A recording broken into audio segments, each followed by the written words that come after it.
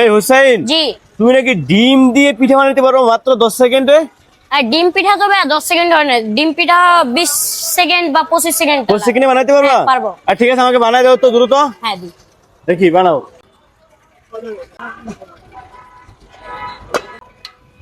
একটা দুইটা? হ্যাঁ, দুইটাই বানাই দাও দেখি। হোসেন, পেঁয়াজ মরিচ কিছু দিবা না? পেঁয়াজ মরিচ আগেও দিই না, এখনো দিব না। ও দেওয়া লাগে না? না দেওয়া লাগে কিন্তু আমরা দিই না। তো না দিলে কি মজা হইবো? হ্যাঁ, মজা হবে।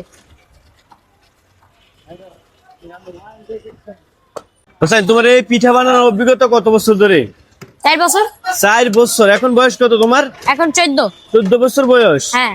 4 বছর আগে থেকে তুমি পিঠা বানাও? হ্যাঁ, এই পিঠা বানানোর কার থেকে শিখলা? আব্বুর কাছ থেকে। আব্বুর থেকে? এমনকি পড়াশোনা করো? হ্যাঁ, পড়াশোনার পাশাপাশি ব্যবসা করি। ও আচ্ছা, কোন ক্লাসে পড়ো? হ্যাঁ, কোন ক্লাসে পড়ো? এখন পরিবার 6 এ। হয়ে গেছে? হ্যাঁ। মাত্র 25 সেকেন্ডে বানায় ফেললা?